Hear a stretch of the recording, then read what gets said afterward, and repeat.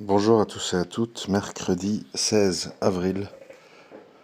Audio politico-économique, on va dire, pour vous aider à comprendre tout ce qui se passe, qui peut sembler très abstrait, très fou, etc., alors que ça ne l'est pas du tout, euh, par rapport à Trump, aux monnaies, aux taux d'intérêt, compagnie. Alors, ça sera pas très long, parce que c'est pas très compliqué à expliquer. Ce à quoi on assiste, c'est tout simplement à une clarification.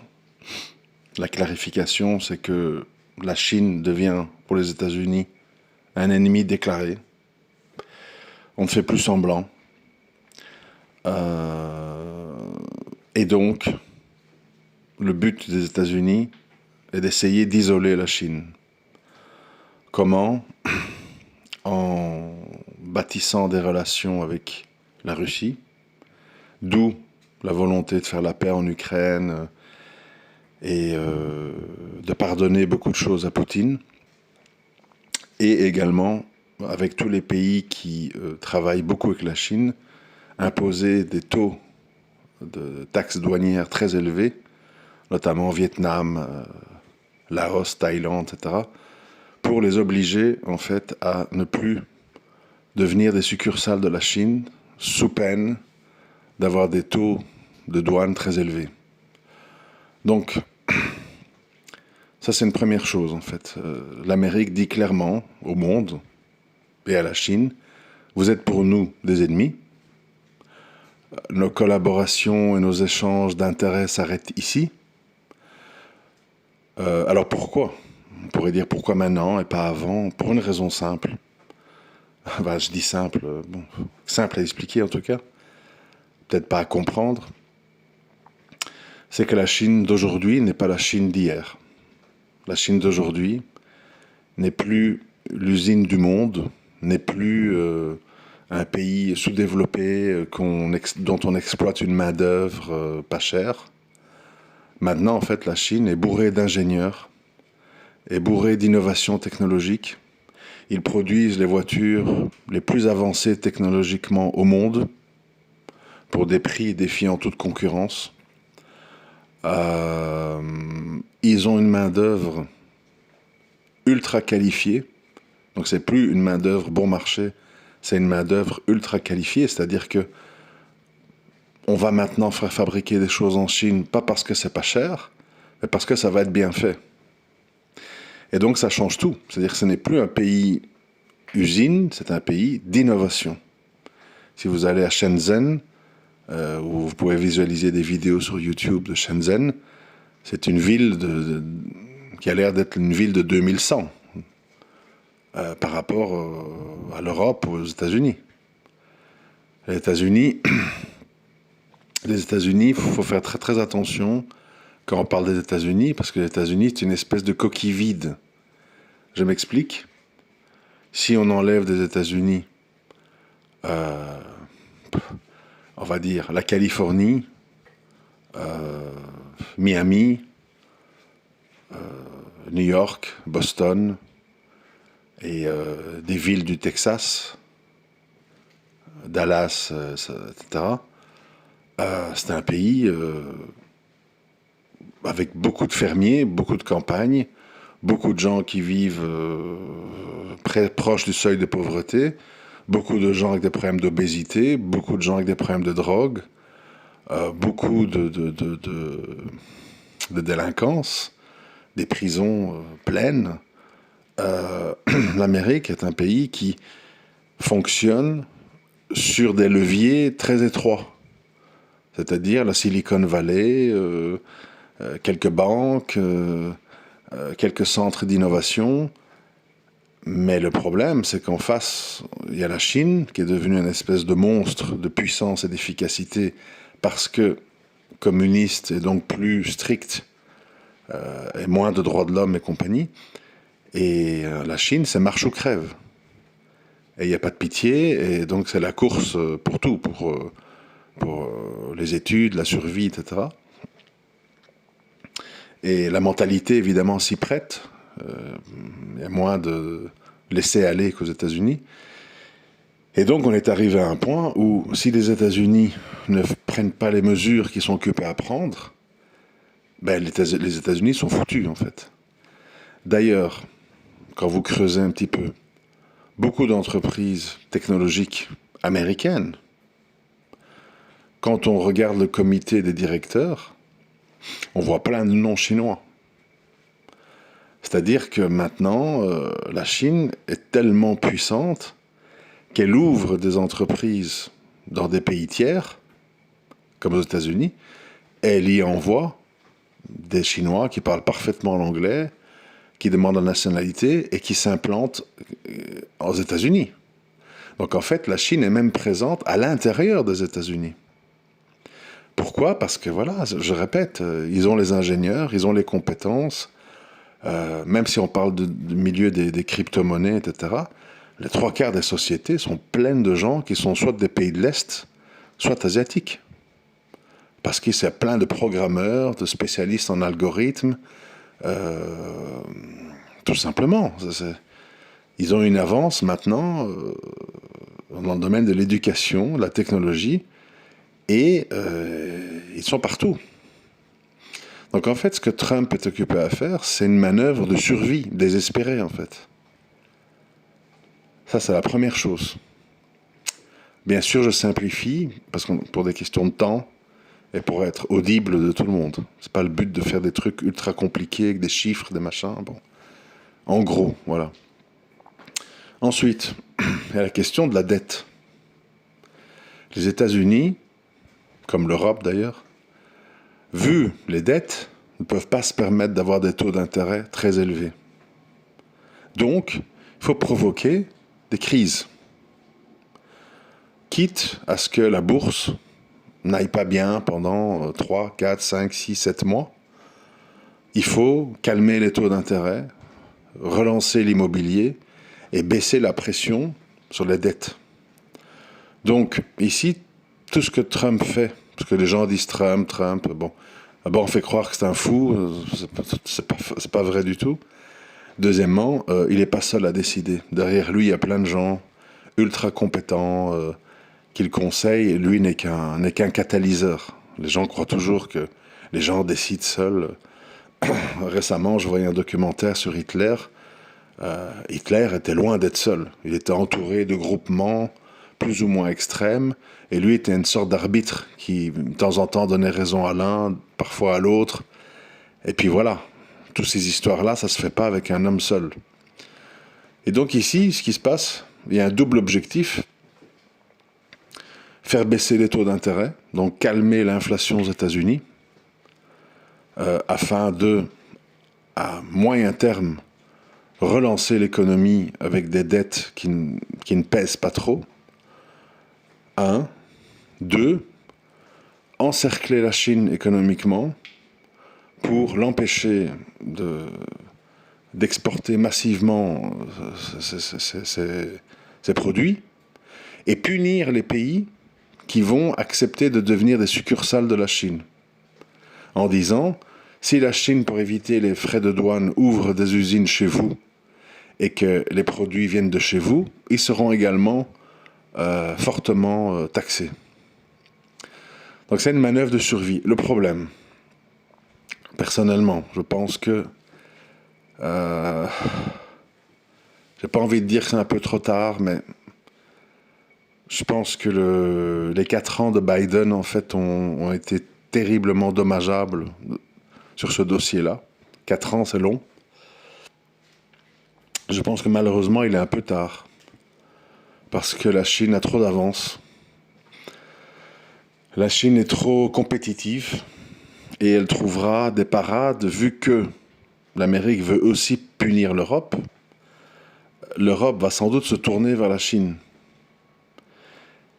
Pour devenir un marché pour la Chine, etc. Et compenser, en fait, le fait que les États-Unis se dressent contre l'Europe à présent.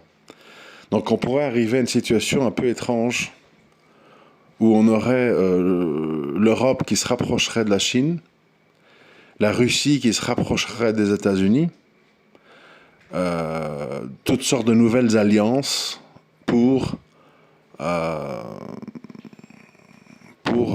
gérer la nouvelle situation, en fait. Et donc, vous allez voir tous des discours qui vont changer, parce que c'est comme ça. Hein. Vous voyez bien, au niveau des médias, on tape sur des pays ou des religions en fonction des intérêts du moment. Vous connaissez tous la vieille histoire. Quand on avait besoin des Afghans contre les Russes, on les appelait les Moudjahidines, on était fiers d'eux, on les présentait sous un beau jour. Puis quand on n'en a plus besoin, ça devient des ignobles monstres barbares moyenâgeux. C'est toujours la même chose en fait. Poutine est un type bien, on fait des grands prix de Formule 1 en Russie, on fait des Jeux Olympiques, etc. Puis ça ne convient plus. Il est ignoble, il est fou, c'est un agent du KGB, à bas la Russie, etc., etc. Bon, donc ça c'est... Les médias, c'est pas intéressant. Les médias sont le relais de la politique du moment. Et on change le discours en fonction des intérêts. Alors, on a besoin d'immigrer en France. France, terre d'accueil, tolérance, humanisme, machin truc. On reçoit plein de gens du Maroc, de l'Algérie, de la Tunisie. On ouvre des mosquées, regroupement familial. On n'a plus besoin d'eux. L'islam est un problème. Le tchador, le voile, le hijab, grand remplacement, blablabli, blablabla. Donc voilà, c'est comme je l'ai toujours dit, et je le répète encore et encore, l'être humain et les systèmes humains sont des systèmes d'intérêt opportunistes. Il n'y a pas d'idéologie, il n'y a pas de racisme. Ça n'existe que chez le petit peuple manipulé, mais pas dans les grandes instances. Les grandes instances n'en ont absolument rien à faire qu'une infirmière soit métisse, noire, arabe, blanche. Ce qui compte, c'est les chiffres, les intérêts. S'il y a des pénuries, ben on fait venir n'importe qui, et peu importe sa religion, sa couleur. Donc, les chefs d'État, ils gèrent des intérêts. Ils ne gèrent pas des idées et des trucs comme ça.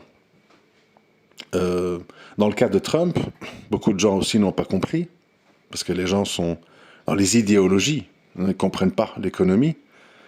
Les expulsions massives d'immigrants illégaux. Ben, Trump, il veut remettre les Américains au travail. Il y a plein d'Américains qui sont avec les... Comment on appelle là, les food stamps, les tickets de rationnement pour acheter à manger, etc. Tous ces Américains, en fait, doivent être remis au travail. Et pour ça, il faut que les boulots que faisaient les immigrés, il faut les redonner aux Américains. Alors ces immigrés, bon, ça servait quand il y avait une pleine croissance et qu'il n'y avait pas la concurrence de la Chine, etc. Maintenant, il y a moins besoin d'eux. Plus, tous ces gens-là, quand ils réussissent pas, ils tombent dans les gangs et dans la délinquance. Les prisons américaines sont pleines de gens de Honduras, de Guatemala, Mexique, qui sont tous dans des gangs, ils se font la guerre, ils vendent de la drogue, ils s'entretuent, etc. Donc tout ça, en fait, il veut nettoyer, il veut me renvoyer tous ces gens chez eux et remettre les Américains au travail en rouvrant des usines américaines, des usines de tout. Hein. Ils vont même rouvrir des vieilles mines de charbon en incorporant une technologie de cleaning, enfin de nettoyage des méfaits du charbon. Enfin bref. Donc, toutes les mesures que prend Trump sont des mesures de survie pour l'Amérique, afin en fait de ne pas être englouti par la machine chinoise, qui sinon prendra le contrôle de tout. Et l'Amérique deviendra en fait, elle, à ce moment-là, une succursale de la Chine, infestée de délinquance, d'immigration, avec des riches qui vont de plus en plus s'isoler dans des compounds, avec des murailles et des systèmes d'alarme, des gardes et des trucs, et tout autour d'eux, en fait, c'est Mad Max, quoi. Donc moi, en fait, vu l'état de l'Amérique, qui est ce qu'il est, je comprends les mesures qui sont prises. Il y a une certaine logique derrière tout ça. Alors, pour conclure, pour être bref, il y a une constante dans tout ça. C'est que plus les taux d'intérêt sont bas, je rappelle qu'ils les veulent bas pour des questions de dette, plus évidemment tout ceci est merveilleux pour l'or. Vous voyez bien l'or. On partait de 800 $ la once en 2008-2009 quand je commençais à en parler. Et très récemment, je crois début 2024, on franchissait les $2000 la once. Et ce matin, nous sommes à $3300 la once. Une once, c'est à peu près 31-32 grammes. Donc vous faites le calcul, $3300, ben, fois 30, à la grosse louche, hein, ben on est à $100 000 le kilo, quoi. Tout simplement. Donc, parce que dans tout ce micmac, en fait, dans lequel on est, ben, il n'y a plus que ça qui marche, en fait. Parce que on est sûr de rien, on n'est plus sûr de la bourse, on n'est plus sûr de la monnaie, puisque la monnaie, pour être forte, doit avoir des taux d'intérêt élevés pour que les gens achètent la monnaie et la gardent et achètent des bons du trésor, etc. Et donc, toutes les routes mènent à l'or. Et l'or monte. On est clairement trop cher, d'un point de vue graphique. Quand on me dit c'est le moment d'acheter, c'est très cher, graphiquement parlant. On est en haut du canal. Mais je vois rien dans la politique et des mesures qui sont prises qui vont arrêter cette montée inexorable, en fait. Je vois pas, en fait. Je vois pas, on retournera pas dans un monde où on vous donnera du 6, 7, 8% pour laisser vos monnaies dans des comptes épargne et des bons du trésor. C'est terminé, ce monde-là, en fait. On est dans un monde où les taux doivent être le plus bas possible, en évitant de l'inflation. Et pour ça, ils vont prendre des mesures terribles au niveau de taxes douanières, de lois contre l'immigration, enfin tout ce qu'ils vont pouvoir imaginer pour freiner l'inflation. Parce que ça aussi, quand il y a beaucoup d'immigration aux États-Unis, il y a une pression. C'est-à-dire que les gens consomment, ils veulent acheter des maisons, ils vont au magasin, ils veulent acheter des voitures, donc ça pousse les prix à la hausse. Quand on met toute cette immigration dehors, ben, les prix se calment, parce qu'il y a moins de concurrence. Donc tout ça est bien calculé, c'est pas du tout le fruit du hasard, ou comme les gens à la télé, je les vois là, dans les débats en France, ils comprennent absolument rien, il est fou, ben, il est pas fou du tout en fait. Il essaye de rattraper les dégâts qui ont été faits par l'administration Obama et Biden, qui ont tout simplement vendu l'Amérique à la Chine. Et maintenant, ben, Trump, il doit s'allier n'importe qui et faire n'importe quoi pour essayer de sauver les meubles. Parce que sinon, je vous le dis, enfin, pour ceux qui sont renseignés au niveau technologique, si vous voyez par exemple les marketplaces, Alibaba, Temu, je sais plus que tout quoi là, c'est 10 fois plus efficace et bon marché et bien géré que Amazon. Vous pouvez faire n'importe quel test en fait. Vous faites une recherche sur Temu ou sur Amazon pour un même produit. En général, sur Temu, c'est 50% moins cher. Et c'est livré très rapidement. Il n'y a presque pas de différence. La Chine est devenue une machine de guerre à tous les niveaux. Leurs voitures sont imbattables. Imbattables. Le rapport qualité-prix, l'Amérique n'est nulle part.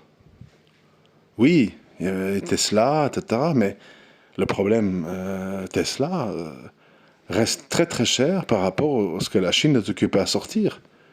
La Chine sort des voitures qui peuvent tomber dans l'eau, dans une rivière, flotter pendant 30 minutes, avec des suspensions pneumatiques, même un verre d'eau, il n'y a pas une goutte d'eau qui déborde du verre en roulant sur des pavés, des dodanes, recharge en 5 minutes, enfin, n'en jetez plus, quoi.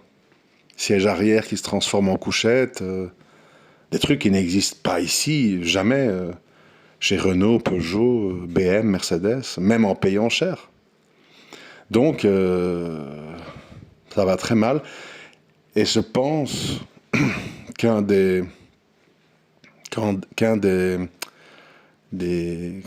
impacts indirects de tout ça, je pense que l'Europe va se vendre en fait à la Chine pour survivre, tout simplement. Parce que sinon, l'Europe est abandonnée par l'Amérique, n'est plus une alliée. Elle s'est dressée contre la Russie avec la guerre en Ukraine, en finançant Zelensky, etc. Il ne reste plus qu'une seule une seule branche pour l'Europe pour survivre, c'est accepter en fait de devenir les vassals de la Chine. Et je pense que c'est ce qui va arriver. Pour survivre. L'Amérique n'est plus intéressée par l'Europe pour plein de raisons. Ça leur coûte trop cher, etc. Et donc, pour l'Europe, c'est ou la Chine ou la mort. C'est simple. Donc voilà, je résume en 20 minutes la situation afin que vous compreniez que toutes ces mesures anti-immigration, tarifs douaniers, la Chine, les machins, l'Ukraine, tout ça, ça s'inscrit dans un grand plan en fait. C'est pas des mesures folles ou illogiques, etc. Voilà, j'espère que ça a pu vous aider dans vos réflexions. À très bientôt. Merci de m'avoir écouté.